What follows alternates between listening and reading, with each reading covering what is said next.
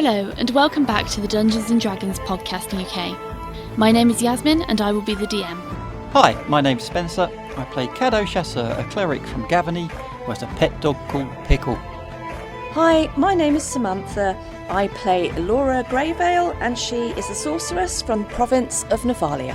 Hello, I'm Colin, and I play Cuin de Greymont, a paladin from Thraben in the province of Gavany. Hi, I'm Ryan. I play Ogvar Shawfort, a goat-herding, mushroom-seeking ranger from Kessig.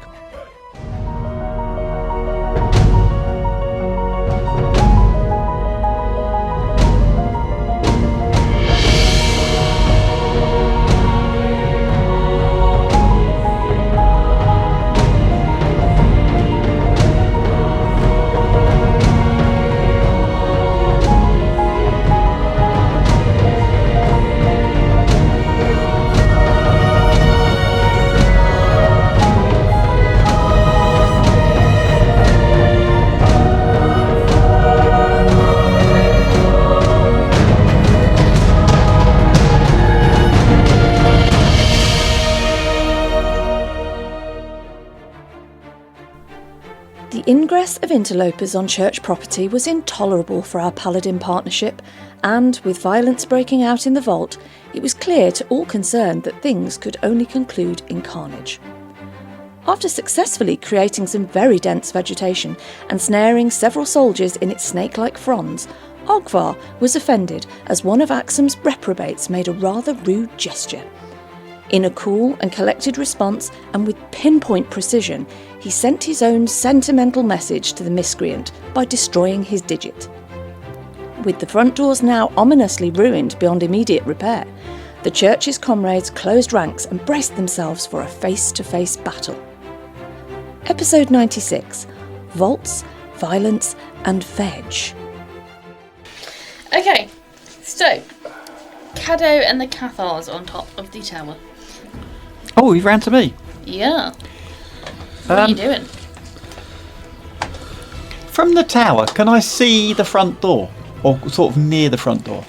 If you look directly down, you can kind of, yeah. So I'm going to try and fire a fountainhead bolt 10 feet in front of the front door. Okay. Into the solid ground. Okay. Now, I assume on the basis that I'm firing at the floor. I haven't got a roll to hit. It's the floor. No. Okay, in which case that lands, which means that the bolt creates a geyser of spewing acid that's a 10-foot radius circle. That's going to do 2d8 damage to anybody who walks in there for the next 3 rounds. Okay. So we'll do that first. Did you say 10-foot radius? Yeah. So I fired it sort of 15, so I don't want the acid spewing on the door, but it's sort of right in front of the door. Does that make sense? Yeah, so kind of 15 foot. Yeah. Okay, so the way I'm going to draw this, just so you've got a bit of a reference here so we know what we're doing. You have the door in the kind of middle, 25 foot across. So the area that we've got workable is 25 foot across, and then it obviously extends backwards. You've got the door directly in the centre. It's probably going to be, it's not going to be 5 foot wide door, it's like more like 10 to 15 foot wide door. It's a big door. You've just dropped a fountainhead bolt 15 foot in front of this door. So the area affected is going to be like that. Is a 20-foot diameter circle. 20-foot diameter circle. So you've dropped in, the front row of people are 5 foot into this. I'm going to say there's 2 people each side. They're going to be coming in 1, 2, 3, 4, 5, 6. So you've got 6 rows of people incoming. The front row's got 7 in, -2 off. So 5 people on that front row are going to be affected by this. Right, they've got a DC 14 saving throw for half damage. Okay, so we're going to do them as a group. DC 14. That was a 9. They're not going to make it. Okay, they're all taking 2d8 damage then. So roll 2d8. Oh, well. 10 points of damage. each. Okay, nice. So 5 out front and 5 are taking 10 points of damage. Okay, yeah. So from the top, you ping a bolt down, and it lands pretty much dead upright in the ground, 15 foot in front of the doors. There's a brief pause before it starts spewing out this acidic, this green acid, which basically creates kind of like a mist, a very fine mist in this area. As it lands, the 5 people in the middle of this front row of oncoming guards are all affected. They're within its radius, and they begin to scream in pain as the acid burns at their skin. They stumble backwards, but they're not out of range. They are still very much within range. Okay, are you doing anything else? With my second bolt, can I still see the other leader? Yes. Excellent. So I'm going to shout to the Cathars, aim for the leader, like I did before, Okay. and I'm going to take one more pop at him. Okay. Ooh, that's a nat 1. That's no good, is it? So that's not hitting him. What are you using? Just a crossbow bolt. Okay, so you're using a crossbow. Okay. So, the Cathars around you, they lease off arrows. They're not very coordinated. They just kind of scatter around. They don't really have much of an impact. As you lean forwards to fire off your bolt, you slip ever so slightly on one of the broken tiles that litter the floor of the tower. And as you slip forwards, the end of your crossbow digs into the stonework and is pulled out of your hands, where it tumbles down the side of the tower, Oh, that's a bit rough. landing on the floor with a very heartbreaking shattering sound. Ouch. Okay, you doing anything else on your turn? No, that's my full round action, isn't it? To fire twice. Okay, Elora. Oh, Kero, you've lost your crossbow. Hang on. She's going to very quickly whip her crossbow from off her side. I believe she has a crossbow. Hang on. Imaginary crossbow. And my imaginary crossbow. I'm sure I've got You're one. just going to stand there like that. She's a mime. Because if you remember the time we went, a couple of times we've gone shopping, she's looked at them, want a crossbow. asked all questions, and goes, nah. Actually, no, I CBA. don't. Actually, no, I don't. Hey, you've never bought it, have No, you? You I've keep got looking. no, it's a light crossbow. She's gonna hand over a light crossbow.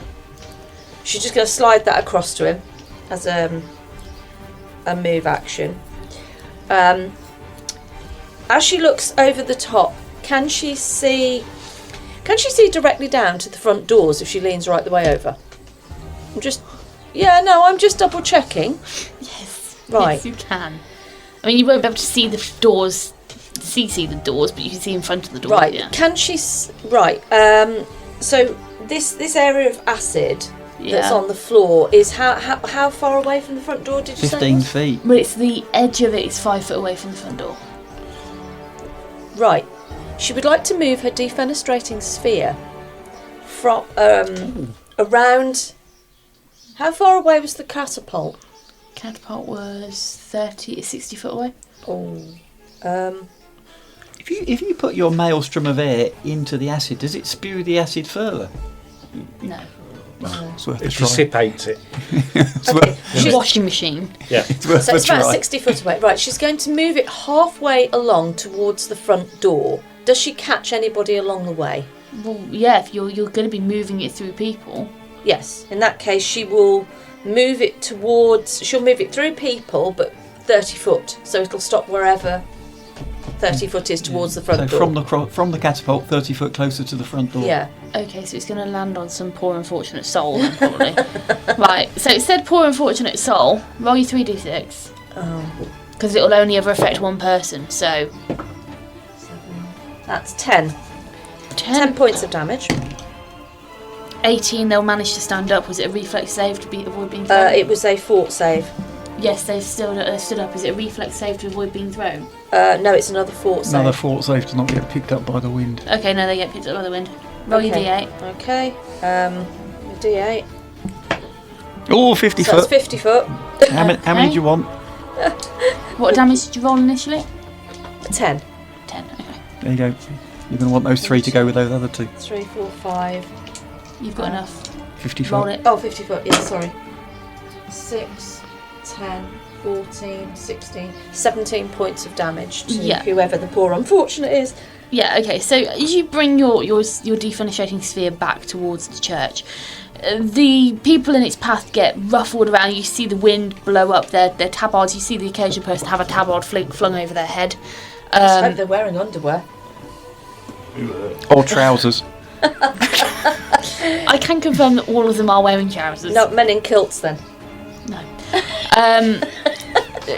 What did I say? Some tabards get thrown over heads and they're left clawing to try and see where they're going. But you eventually bring your sphere to rest on said poor unfortunate soul who has won the worst lottery in the world. And that person takes, this is probably a woman actually this time, she takes an absolute battering as this wind, but she's able to stand on her feet until again this updraft catches her and flings her 50 foot into the air. Whee! As she goes, as she goes, and as she lands, make me a d6. Got to be a high chance of her landing on somebody at That's this a 4. stage. Yeah, she's going to land on someone else, so she'll take how much damage was it in total? 27. She's killed upon impact. And make me 2d6, please. One was a 5, one was a 4. Okay, yeah. So another one of these other guards that she lands on takes a bit of a blow as she lands upon them. Obviously 50 foot in the air, quite high velocity, that's going to deal a bit of damage. Yeah. Okay. Is that the end of your turn? No, she's got one action left, I think. But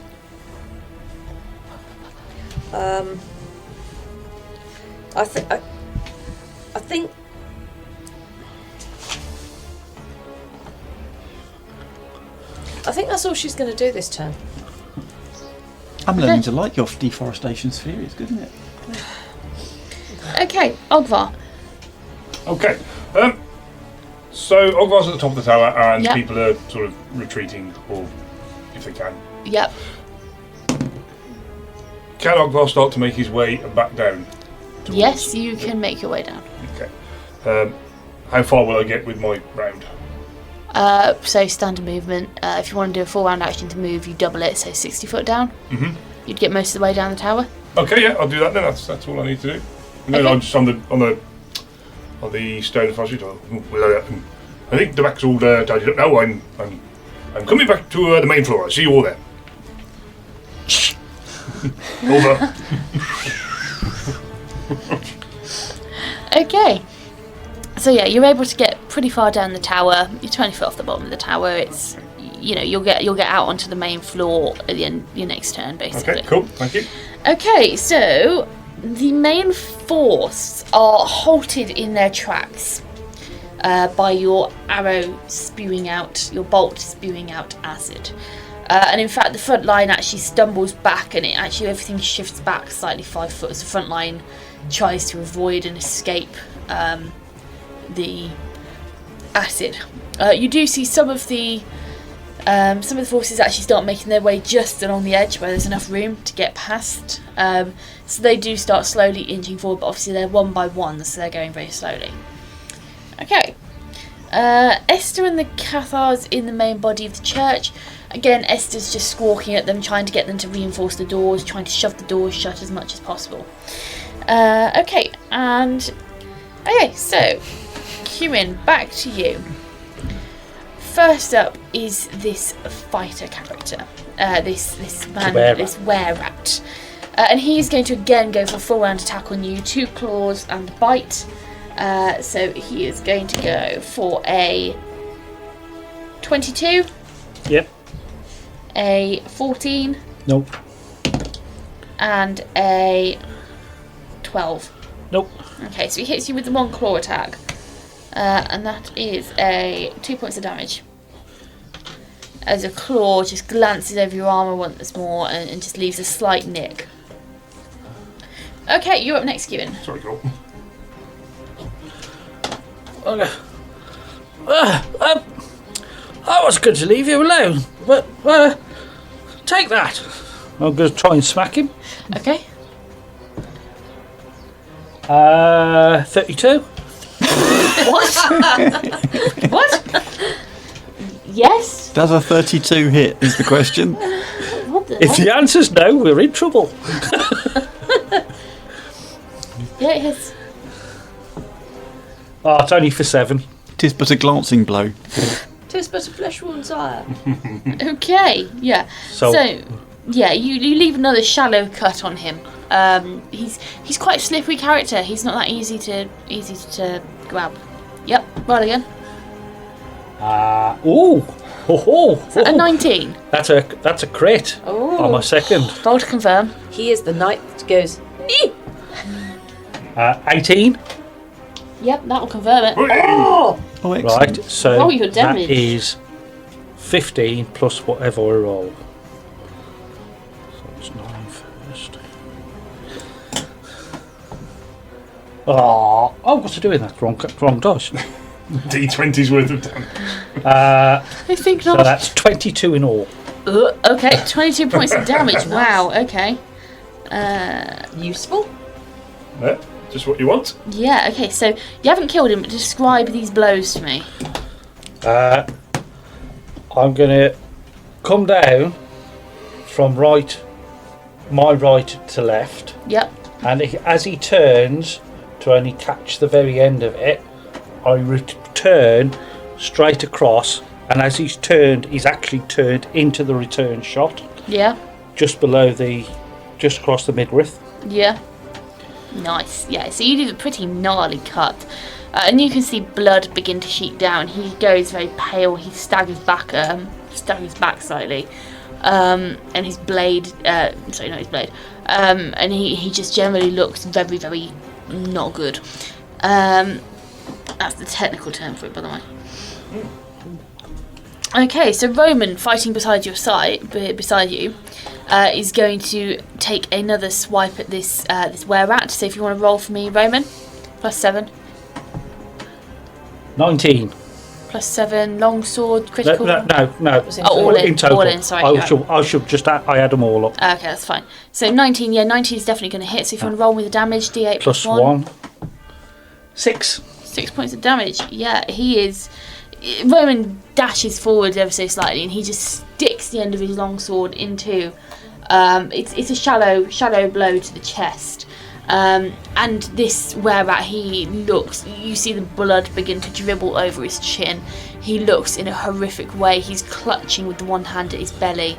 You haven't spilt his guts because you haven't gone low enough to do that. But had the blow been lower, you would have been, entrails on the floor. Okay, so the woman at the back,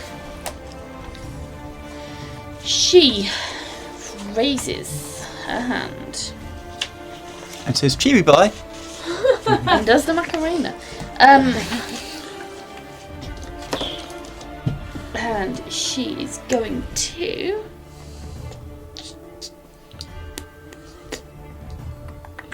she casts magic missile at you. Whoa. You see she kind of flicks her hand forward in this kind of very sharp motion, and 3 invisible bolts ripple towards you through the air. Oh, not good. And they deal 3, 6, 8 points. 8 points of damage to you as they strike you centre mass, and you just get hit by these lances of force, which almost kind of take your breath away and compress your chest. Okay, so next up, Caddo and your Cathars. Can we still see the boss? Yeah, Yeah, right. So, once again, we're all going for the boss, people. it's the woman this time, the woman with the big plumey helmet. The woman with the big plumey helmet. Okay, 20, first one. 20 will hit, yep. So that is... Oh, I rely it's 19. Because I'm assuming the That's gonna crossbow's hit. not masterwork. That's No, going to it's hit. not. Yeah, so it's only 19. 6 points of damage. Okay, so And then shot 2.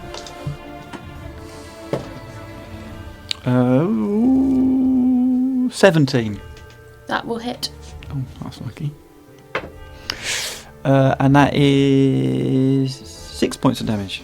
6 points of damage. Nice. Yeah, you land these 2 bolts. All the time, your Cathars are also raining down arrows on her.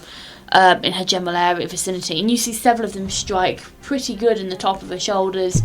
Your own bolts do a hell of a lot of damage. You see one kind of, as it passes her, it catches her cheek and almost rips the side of her cheek open to the point where you can see her teeth, and she's got this like little piece of flesh connecting her face kind of together. It's a really gnarly shot, and she drops to the floor on her hands and knees, vomiting just from the sheer pain of this blow. And she is in a horrendous state. Okay, so next up, are you done with is that your turn, yeah? Yeah, that's a full round action to fire twice. Elora, you're up next. Okay, Alora will move the defenestrating sphere, the other 30 foot, to park it. Although she can't actually see the front door, she's going to park it where she thinks the front door is basically. Yeah. Okay. So she's literally just going to park it where she hopes will be the centre point of the front door. Yeah. Okay, cool. The next thing she is going to do is she is going to cast... I'm assuming it doesn't go through anybody else at this point, the rest of the 30 foot? No, because you'd have to stop on someone to do any damage. Yeah, okay, fine. She's then going to cast False Life on herself. Okay. And she will regain... Well, she won't regain. What it will give her, if I can find it, will be... Hang on, I need my level 2 spells. Right. She will get 1d10 plus 8 temporary hit points for 8 hours. So what she's going to do is she's going to leave her position where she is. Yeah. She's going to start to run off down the stairs because I think she feels that at this point there is nothing further she can do from up here. There are no more catapults. She needs to be elsewhere in the building where her other spells will be more effective. Okay. So she's going to literally turn, start running down the stairs and just shout to Cadeau, "I'll see you later, Cadeau, gotta go." And as she goes, so she's running down the stairs, bearing in mind the stairs are going to be, it's 80 foot up the tower, isn't it? She's got 30 foot movement speed, so it's going to take her 3 rounds to get down. No, you're spending your full turn. Oh no, you've moved, haven't you? Yes. Okay. Yeah.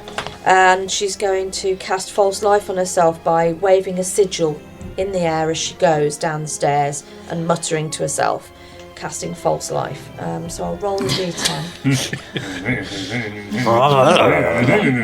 Yeah, that's the one. D10. So it's 5 plus 8 temporary hit points that she'll get. 13. Yeah. Okay, so she'll cool. Get 13 temporary. Yeah, perfect. And that's her go done. Yeah, so your next turn you can move, you can do a full round action to sprint, run away, run. So that'll get me what? So double it'll get distance? you down to the bottom of the tower. Yeah, fine. That's fine. Okay, cool. Yeah, so you do that. And Ogvar, you are partway down the tower. Okay. So with my remaining movement, Yep. can I get down to the bottom of the tower and to the back door? Well, with 30 foot of movement, can I do that? You can, you move down to 60 foot down. Yeah, you know what? Yeah, you'll be just about able to get there. Okay, so can I go to the back door and... Is it open or shut at the moment? I can't remember. It's shut. There's We barred it. There's 3 Cathars. No, there's no bards there. There's 3 Cathars stood behind the door. The door is barred. Yeah. Okay. Righto. Will I be able to unbar it and open it?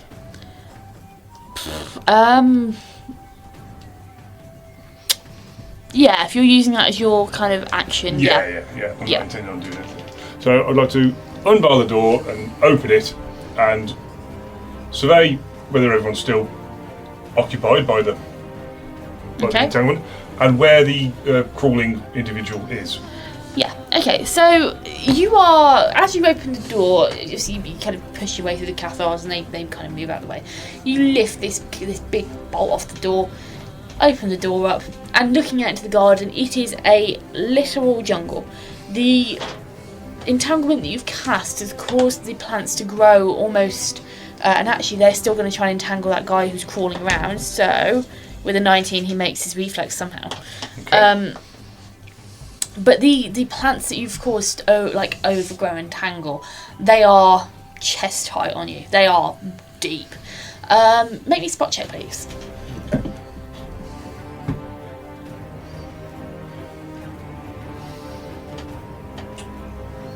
21. 21, nice, yeah. So, as you look, you can see that, you can hear these other 3 people who are fully entangled. They are still trying to, you can hear some guy, one guy probably further down going, fucking get off, bloody fucking plants. They are just wrapped up like nobody's business. They just can't get free. But as you look around, you can just about make out this guy who's been crawling around is currently taking refuge behind what appears to be an overgrown 3-foot-long carrot. Excellent. So, with that, I will just shout to him and say, I think you know the situation. I think you better come inside now. And just like have the Cathars stood around the door so he knows that the game's up. He's basically telling him to surrender and come inside. Yeah. Yeah. Okay. That's what Cool. stick him. Yeah. So, outside, the main force, they are prevented from moving any further. Although a couple of them have tried moving up the side of this acid, this area that is filled with kind of this acidic spray. They've only got a narrow area to work through. It's not very practical to move an entire force, and anybody who's at the front knows that if they go up there, they're going to get picked off. They're going to get killed very quickly. So the entire main force has now stalled outside the range of the acid spray. That achieved its aim then. Okay, so Esther and the Cathars inside. You might now be able to hear a bit of what Esther's shouting to the Cathars, Ogvar. She's just shouting general encouragement. She's like, "Oh no, move that pew there! I want to funnel them!" And stuff. And she's just generally trying to get them into a good position to have a long, protracted battle. Okay, so top of the round, queuing in the bottom. Right, so the fighter, who is looking in a absolutely horrific state, will turn around and use his entire action to disengage and move to the back of the room, past where this female were-rat is, and he's heading towards the hole in the wall. But he's used his full round action to disengage. There is no attack opportunity provoked. Queuing, you're up next. Hey, you scaredy rat! Right. Okay. And I look at the lady and I go, that looks like it'll be you then. And I'm charging smite. Okay. So that's if confirmed. Right, okay. It's a shitstorm of pain. 19. That hits, yeah, that'll hit.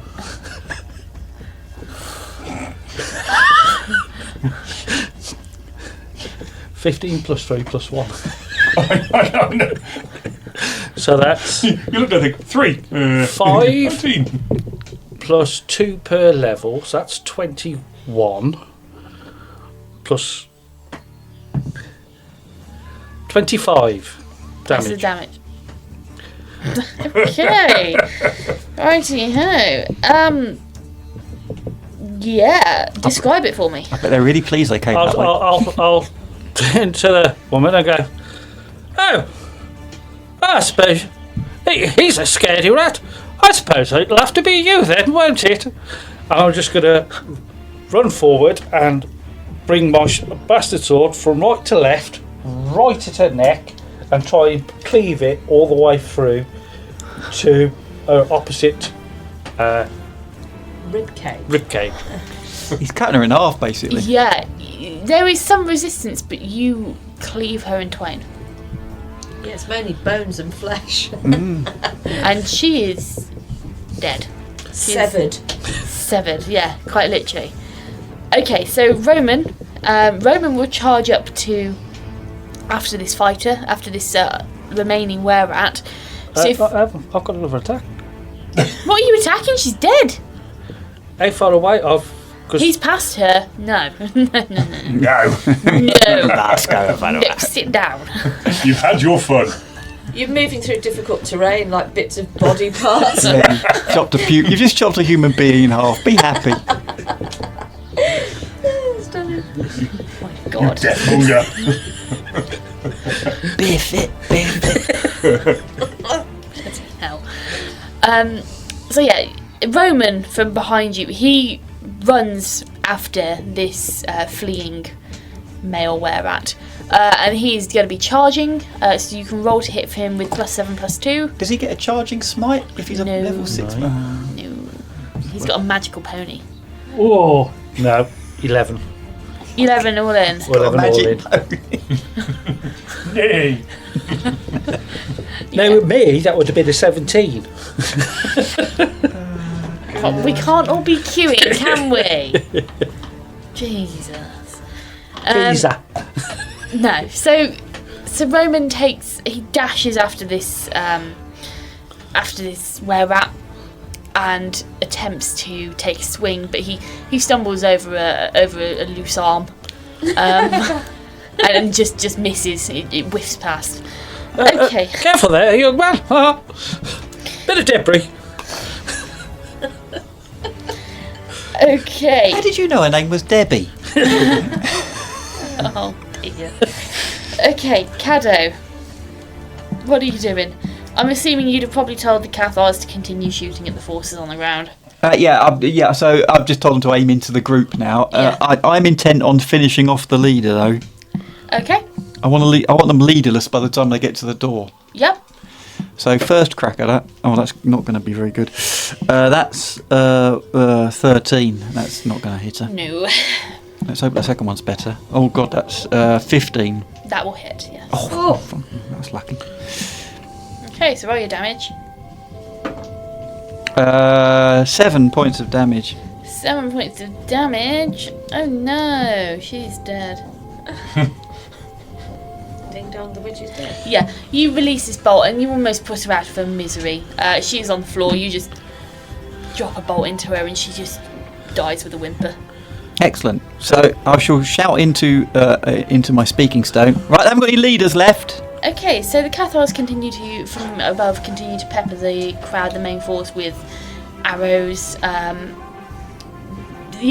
you see a couple of people tumble away with minor injuries, but there's no deaths on this particular occasion. Elora. How many Cathars are there up there with me? There were 4. 4. Okay. They were probably leasing off kind of two shots each, if they could.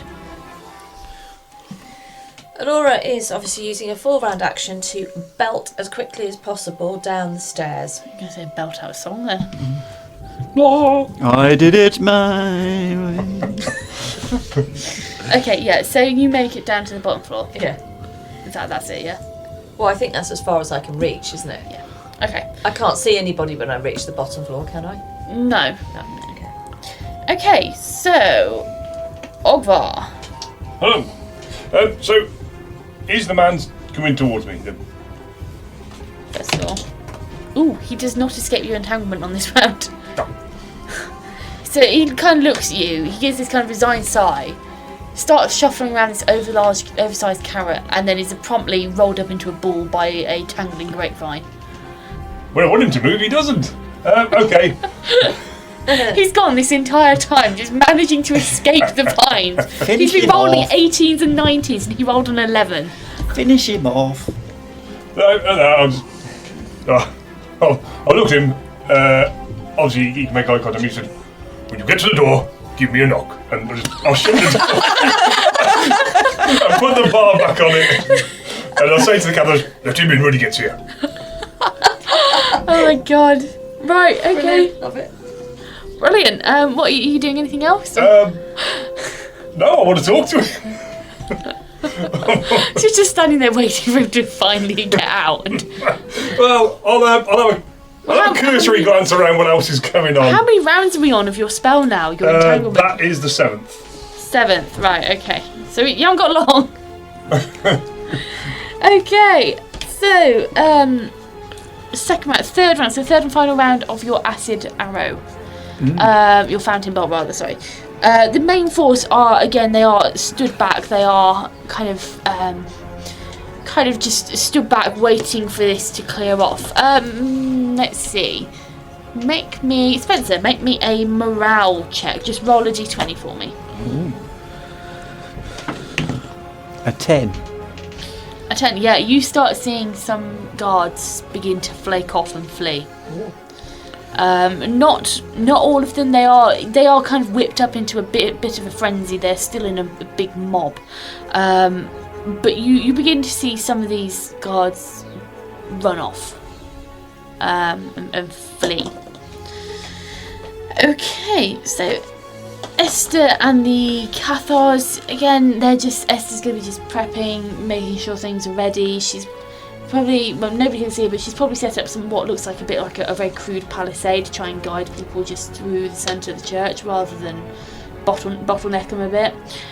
She's just been doing everything in her powers possible to try and limit the flow of people who would be coming in. Okay? So, top of the round, fighter, this were-rat in the bottom of the church. He dives forwards towards the hole, in the process transforming entirely into a large dire rat that promptly slips down the hole and scuttles into the passage. Yeah, but doesn't that give an opportunity? No, because he's not in your threatened square. No, but he's in Well, Romans. he was in Romans. Was he? Oh, yeah, Yeah. he was. Yeah, Roman commitment and attack of opportunity. Sorry. Oh, no. 9. No, definitely not. Okay, so you see him as he dives forward. Roman takes a swipe, misses completely, and as he kind of dives forward, almost like a someone diving into a pool, he transforms in midair into this large, scaly-tailed, bristly rat creature, which promptly disappears down this hole and into the passageway. Kewin, what are you doing?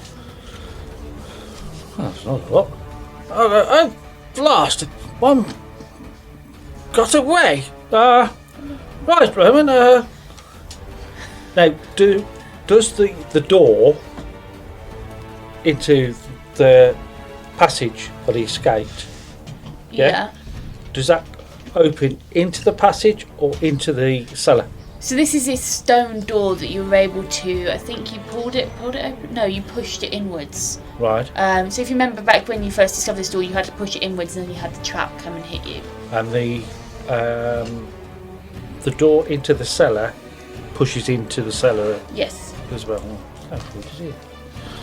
Right, I'm just going to turn to Roman and say, so, well, it looks like we've either killed them or they've run away. Let's take this battering ram and get out of here and relock it. If they come again, they'll get the same. Okay, cool.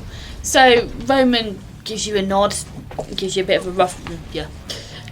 So he picks up the battering ram, drags it behind him, and now my divine grace or divine favour is over. okay, cool. Yeah, so you're able to pull the door shut behind you, you lock it firmly, give it a couple of test tugs, and yeah, it's pretty firm. Okay, so Cado. So I'm going to say to the Cathars, I think our work here is done. Let's get downstairs. I think they probably need us at the front door. And promptly start running down the stairs at full tilt. Yeah, so you're all running down the stairs. You're going to get 60 foot downstairs. Okay, so Elora. Okay, so Laura's hit the bottom of the stairs and she's come out into the bottom of the building. The defenestrating sphere winks out of existence. Okay. So that is now done, so that disappears. She's going to run into the main body of the church. What can she see? So yeah, you can see Esther and these Cathars. So you've had Kolbein, you can see Kolbein, Esther. Kolbein appears to be setting up some sort of explosives in the doorway. Oh, nice. You're not sure whether he's intending to bring down the doorway on people or whether he just really wants to make it a big boom. You're not sure. Good old Kolbein. But Esther is currently directing people. You can see that in the main body of the church, all of the pews have been stacked up to form a corridor leading down the main body of the church, funneling them towards the kind of altar area. You can see that some of these things like big standing candelabra, they've had like the tops taken off and they've been kind of planted so they're pointing. Just very, very rough, crude kind of palisade formation. And yeah, so the Cathars are all kind of busting around, just trying to get anything they possibly can to make it as difficult as possible for people to get in. She's just going to shout at Esther and say, Esther, where do you want me? Where shall I go? Oh, over here, dearie. Right. I'm going to go where she directs me to go, and I am going to take up position and wait. Yeah, so you're stood near Esther. You're not in the front lines because she's aware that you're a sorceress, so she's not going to put you on the front lines, but you are in the kind of the main body. Can I see who's taking up the front? Okay, so take it at the front. Esther is stood kind of reasonably near the front. She's not right at the front. But you can see several of these Cathars. So I think we had the children are not in this room. They've been kept separate. You imagine they were probably with Ruth. You can't see Ruth or Gerhardt, but you can see. Roman isn't there. There were 3 Cathars with Ogvar, so probably Alia, Gerlock, and Hall are with Ogvar. But the rest of them are in the main body of the church. Okay, that's all she's going to do for the time being. Okay. Right. Ogvar, are you just going to continue to wait by the back door? Yeah, I suppose so. Okay, so you're just waiting by the back door. Yeah, listening for the knock. Yeah. You hear some vague strangled yells, and yeah. So, the main force at the front, as they stand there watching, the geyser of acid begins to sputter out.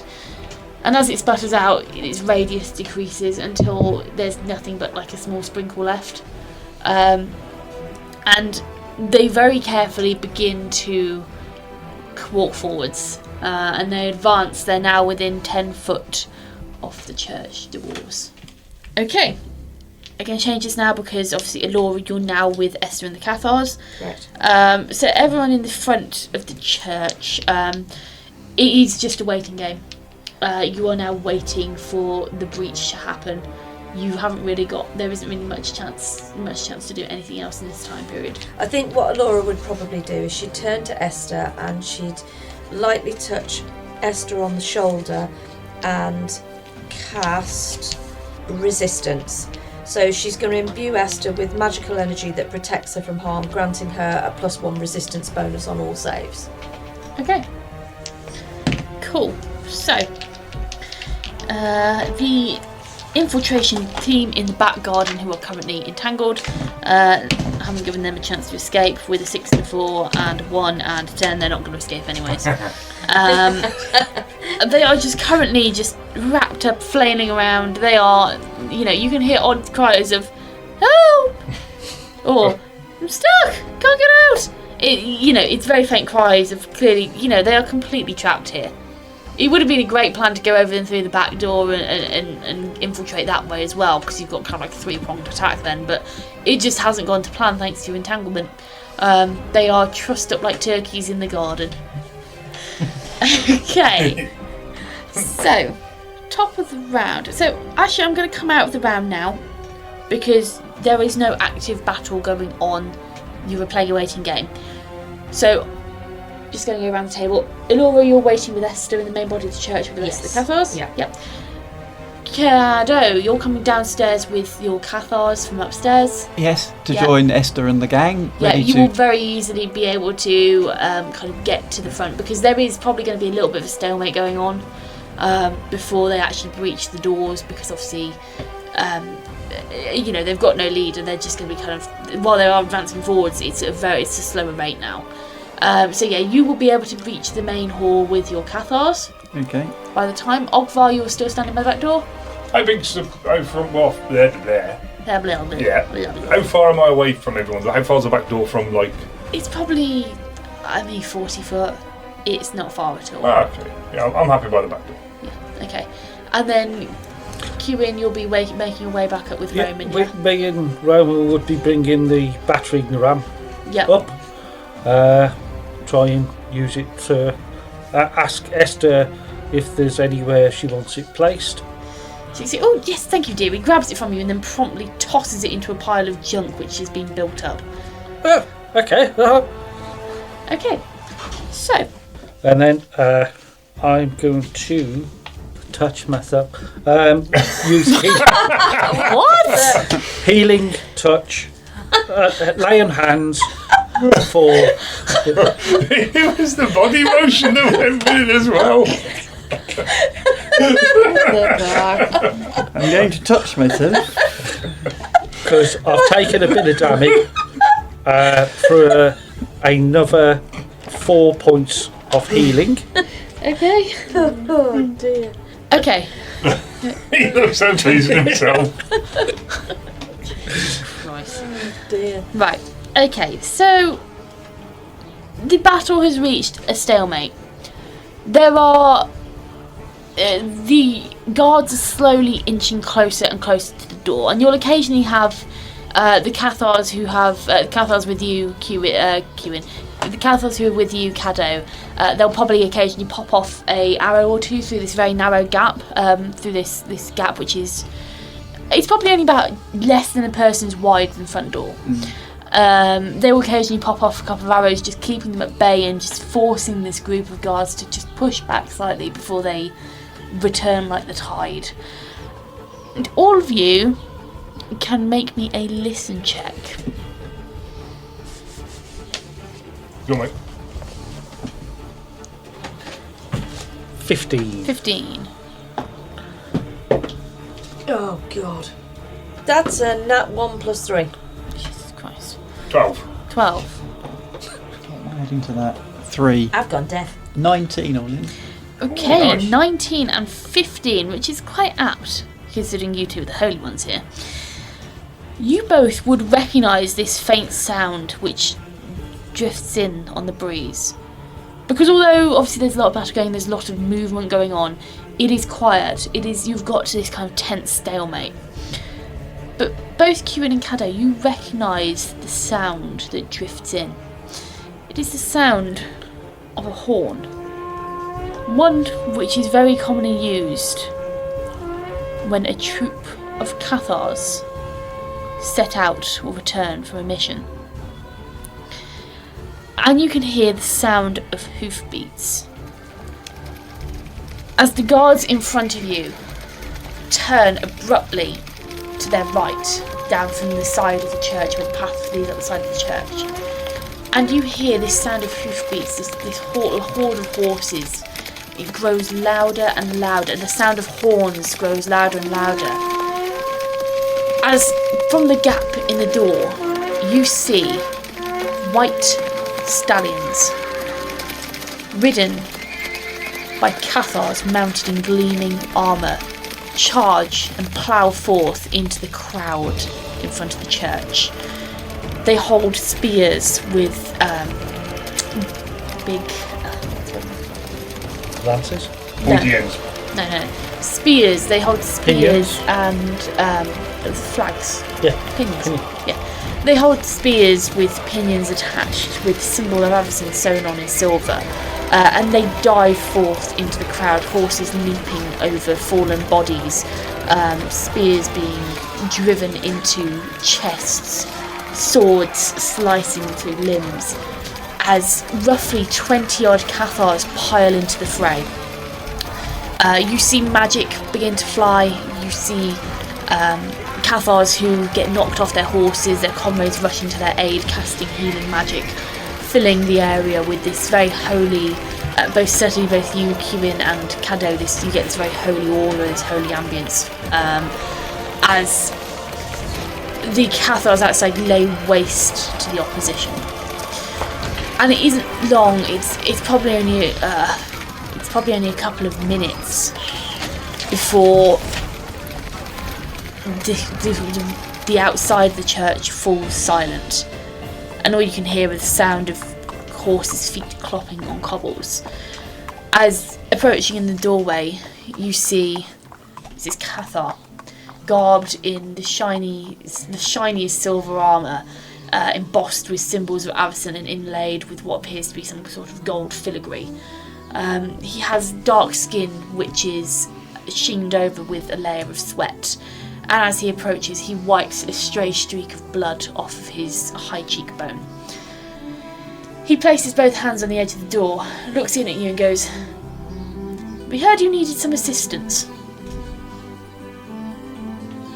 Alora's just gaping. Like,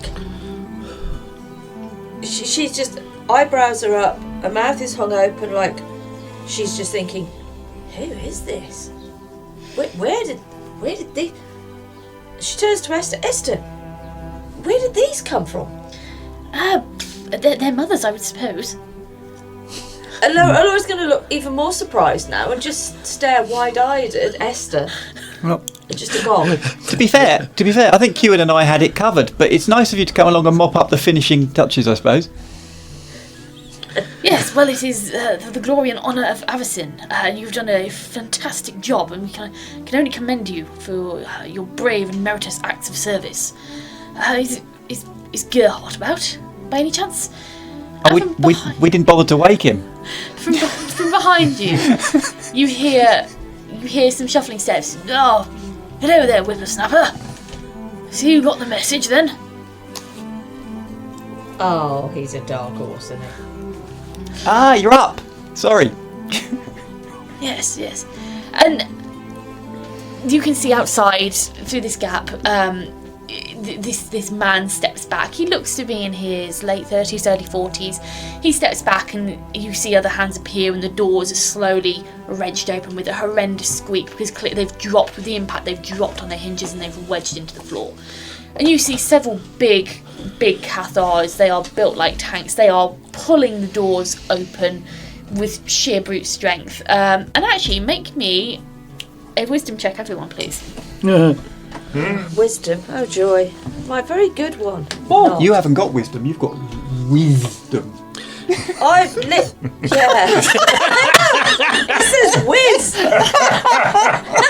It says whiz, not whiz. That's really funny. Oh dear. It's brilliant. Never noticed it. Make your wisdom I've got check. wisdom. Well, that'll explain why there's only an 8 in the box there. Don't worry, nobody told Rick. We didn't, did we? No, he spotted it for himself. Wisdom. Yeah. Right. Oh, you got more than me, that's not fair. Well, hang on, I've got a -1 on that, so that's a 15 all in. Oh, well, I've got a 15. +3, so I'm 18 all in. 18, 14. 14, 19. 19. Okay, you will recognise as the doors open, pulled open by these big Cathars, you hear a rah! Woof! Oh, he's back. As you hear the very familiar voice of Robert. I've never heard of Robert. No. No. I wouldn't recognise Robert. Oh, no, you wouldn't, would you? Who's Robert? No, so, sorry, Cado, you wouldn't recognise his voice, but the rest of you recognise the very familiar sounds of Robert, followed by the familiar sound of Callie going, "Will you stop that nonsense?" And the doors are opened up, revealing the scene in front of the church. It has been a veritable bloodbath. Of these guards, you could say maybe a handful survived by running away, but the rest which have been attacking the church have been put down with a pious ferocity. There is mercy on this battlefield. Do we feel sorry for them? There is mercy on this battlefield. You see a couple who might have escaped being killed outright, crawling around on the floor, moaning and groaning. You see a couple of healers, a couple of clerics walking around with several, with a couple of Cathars by their sides, and they are healing the wounded, and then they are immediately being taken into custody. We've got plenty of blessed bandages. Got those back. You hear the sound of clopping hooves and a rolling carriage as, following up, you can see obviously these big white stallions. They are being held. They've been tied up. They're being picketed. But up this path from the side of the church, you see two black horses appear, and they are dragging a prison carriage, basically. This big, imposing. It's made of big, imposing blackened metal, and it's got this big door on the back, which, as they heal them, they're immediately cuffed, manacled, and put into the back of this jail wagon. And the door is slammed shut behind each and every single one. Do we see one here? Do you want to specifically go and search for one here? Well, no, as I'm seeing these people traipsing into the wagon, I would recognise one here. No, you do not see her being led into the wagon. Excellent. But there are probably, out of the 40, there are maybe 8 people who've survived this. That's a bloke out the back survived. I'll go on to that in a minute. Okay. He's still tied up by a carrot. Yeah, great minds actually. So you see this scene in front of you, and these Cathars are very busy. You can see one, they have a wagon full of supplies with them. You see one reach into the back of the wagon and pull out a mop and start mopping up the blood on the street. Oh, excellent. They aren't going to leave this blood to dry on the floor. They are immediately scrubbing the area clean. They don't want any trace of this left behind. And yeah, you see bodies, they begin to pick the bodies up, wrap them in cloth and shove them into an empty wagon for disposal, you would assume. So yeah, Gerhardt appears in front of you. Obviously the pews are still over the place. Esther relaxes, and from behind Robert and Callie you see a very familiar figure of Florent Aziz appear, and he puts his head around and goes, "Hello, grandmother, how are you faring?" And she rushes up to him, grabs his cheeks, smooshes them together, and she, "Oh dear darling Florent," and she's just fawning over him a little bit, and he gives her a cheeky grin. He goes, "Well, yes, this was part of the reason why we were delivering letters down to Selhoff, heading out this way." So yes, and Gerhardt behind you, he gives a chuckle, and this obviously this lead Cathar, he approaches him and gives him a pat on the back, and, "Oh, thank you, whippersnapper, got us out of a tight spot there.